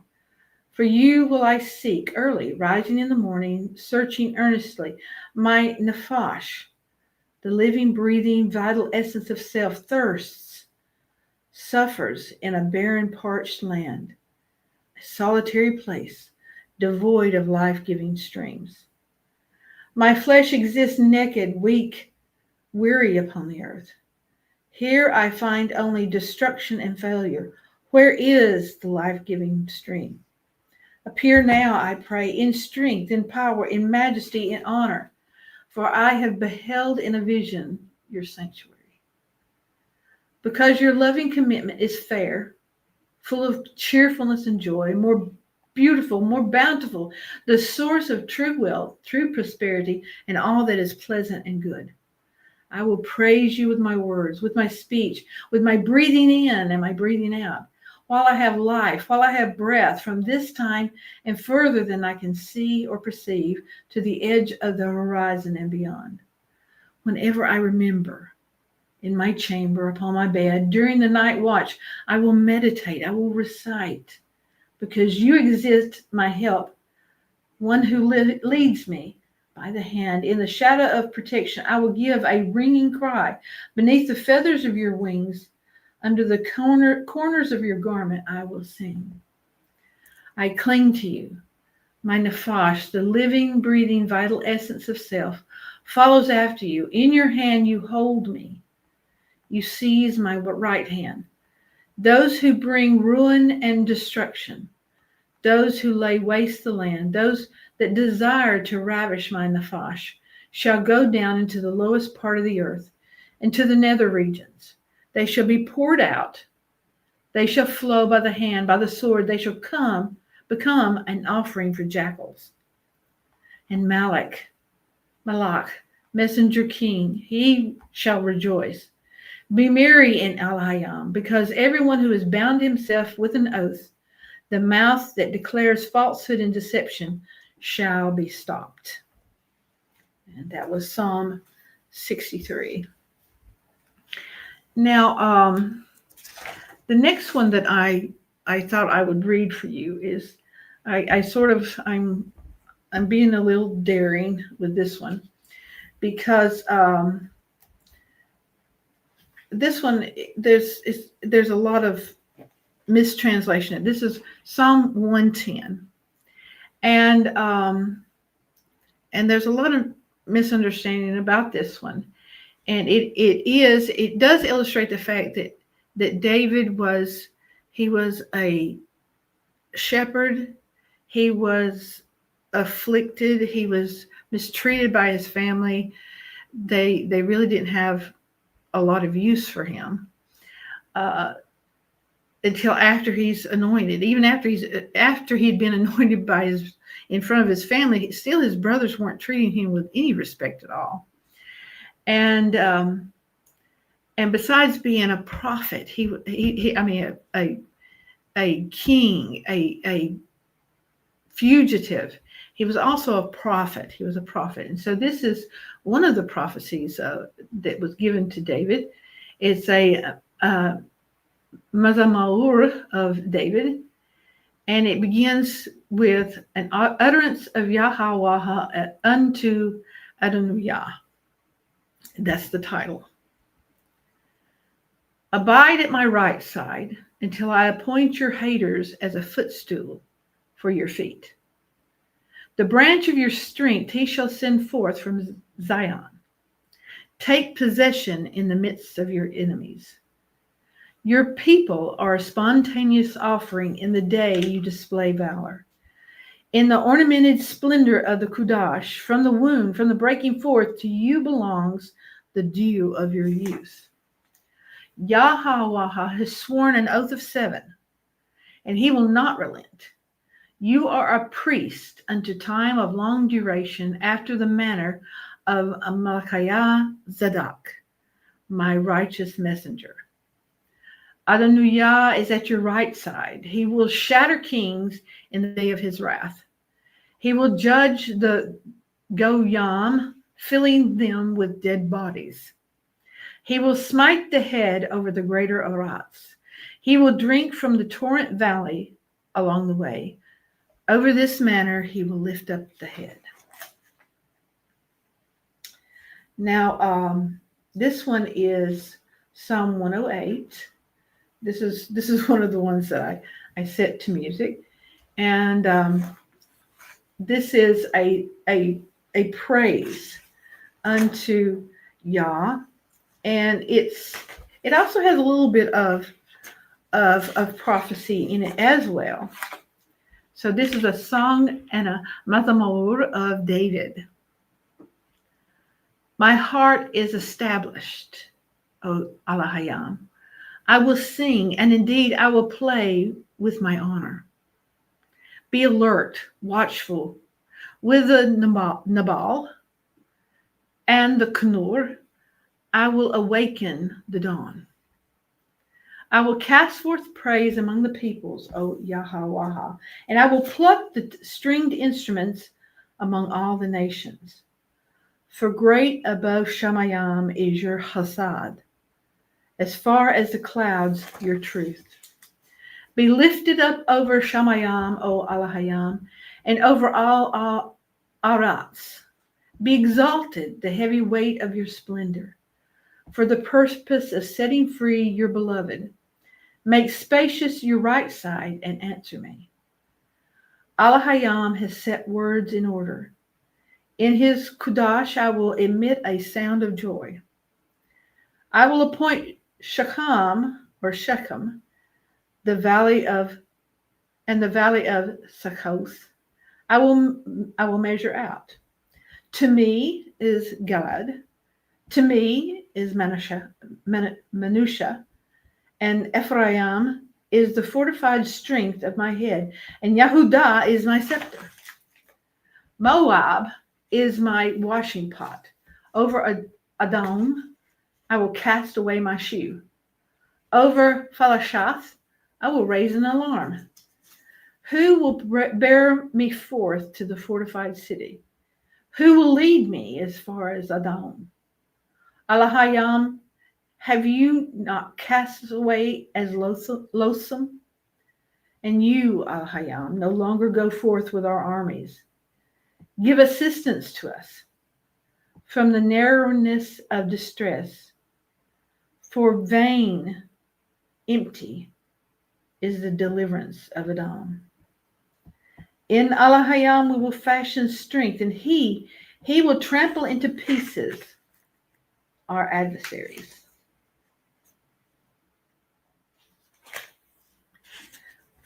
And this one, this is one of the songs of the ascending, and the songs of ascending are a little bit unique in amongst the Psalms of David, and I think there are a few of Korach. And these were written, and there's been some speculation that they were used to when they were ascending to the tabernacle, and it was like a processional music toward the tabernacle. And some people have said that it was used in the temple, but of course, if during David's time, there wasn't a temple on earth. It was the tabernacle. It was his son Solomon who began the work of the temple. And so this is one of the songs of David, a song of the ascending, Psalm 131. O Yahweh, not lifted up is my heart, and not exalted are my eyes, and not with pride are my goings, nor amongst wonders removed from me do I walk. Conditionally, have I not compared and have quieted my nephesh like a winged one, cherished, carried aloft upon his mother, like a cherished one upon me is my nephesh. The hope and expectation of Yashrael is al Yahweh, from the present time unto time of long duration. And that is that those are the ones that I had prepared, and I want to thank you all for letting me be part of this, and for letting me share. At least most of these were, as I said, these were new, and I've not even typed these up. These are the last volume, and in a little way, it's kind of poignant that it started my journey, and I feel a little poignancy, it's a little bittersweet to finish up with the Psalms. And so I guess I thank you. I guess Noel.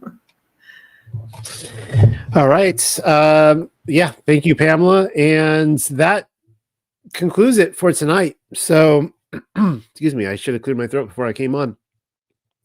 Thank you, everyone, for listening tonight and showing up. And I hope you guys enjoyed this. I want to do this again amongst all just the craziness of this world. And we spend so much time, researching and looking into the depths of the lies. And it's nice just to be able to just sit back, and I love, guys, this was amazing. Randy's in, Pamela's still here, Paulie left, Vicky left, but every single one of them had unique spins and very enjoyable ways just to hear the breakdown of truth.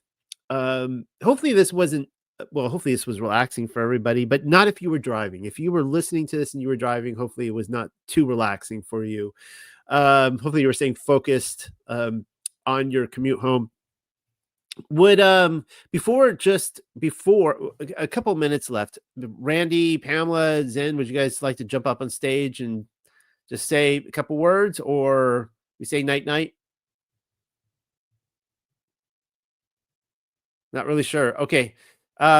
Okay, Pamela's giving like a little hallelujah sign back there, a little raising of hands. So I'll bring her up to the stage, and let's see. Hold on here. Okay. All right. Bring you guys up. Here we go. And Zen, you're up here too. You don't have to talk if you don't want, but I appreciate you, man. Yeah. Handing over to you guys, just a few minutes, just a couple minutes. What's on what's on you guys' mind? Well, I want to say thank you to the other readers and the other poets. I love poetry, and I want to thank you all. It's really powerful, some really powerful stuff. And I feel like I'm in the presence of, I don't want to say giants because, they're not the good guys, but I feel like I'm in the presence of greatness. And I feel very humbled to be among so many talented people. And I just thank you for the opportunity. I would have to repeat that, Pamela. That's exactly the way I feel, but I also feel like I have worshipped. I have been in the assembly of the ecclesia with God's people. And the only thing missing was some of Noel's poetry. But I feel the same way. I was like, why did Noel even ask me? I spent 2 days fretting over this and pulling out what's my best work. What can I put? What can I share? But thank you, Noel, very much. Randy, this only, came to, I think, fruition because, I brought you on and we were talking and you were sharing some of your poetry with me. I'm like, what? You're a poet? And that, I think it was when I talked to you, I was like, I planned it right away. I was like, we got to do a poetry night. And you're like, sure. Okay, sure. And we were already able to, I think the first person I asked was Vicky and she said, yes. I'm like, yeah. So, and then Zen followed and everyone else, and it was good. So hopefully this is an inspiration for everyone out there. Again, if you have gotten this far in the talk tonight and you are a poet, you have written poetry, you'd like to be published or whatever, get in touch and let's do another one of these again every so often. And my contact should be underneath, and of course Zen here is with Sacred Word Publishing. Zen, thank you for being on, and I'm looking forward to you coming out with your stuff. So hey, I appreciate you as well, Noel, and thank you for doing this. And I look forward to listening to the rest of the poets and hearing the entire show. I was away, but I'm glad I was able to join. And definitely, let's do this again. Make this a regular thing. And as I said previously, I think that creative word needs to be brought forth more than it has. Like poets have suffered in this age. It seems like a lot of people don't have the attention span or the willingness to even listen to creative writing and creative inspiration, and so this could be a catalyst for really making that bloom for others, and evolving it to something, like I said, even doing books where we can share a number of different poets all together, especially with their awakening, to truth. And we can have like different subject matter and have people write or submit their poems that they've written on specific topics, or, even make particular divisions, chapter divisions in books on different subjects. I think that would be a really cool thing. And it's a platform that is needed. So thank you, brother, for doing this, and I appreciate the invitation. And it's an honor to be here with all of you. I've got to tell a real fast story. Zen probably doesn't remember this based on what he just said. It's been several years ago. I had been on someone else's podcast when I first started writing poetry, and I literally shared some of my poetry with Zen Garcia via email, and he literally responded to a stranger, encouraged me, and I continued writing. And Zen, you're part of why those books are behind me. You're literally part of my story. So there you go. That's great, man. That's a beautiful thing. Thank you for sharing that. And all of us could be that same inspiration to others. And certainly, I think that the youth of this generation, they need muses. They need some muses. So hopefully, our work can encourage them to do the same as Randy. So, yeah, good to see. I probably wouldn't have been published. I probably wouldn't be publishing books either without your direct influence in as well. So, I was gonna say one thing, and now it totally slipped my mind. Oh well, I'll probably remember. Oh, I'll probably remember as soon as we're off the air. Whatever. Oh yeah, I was gonna comment on the poem because you said, Randy, because yeah, I mean, back in the day, I obviously I love poetry. It's one of the I've come out of the closet tonight. I'm a poetaholic.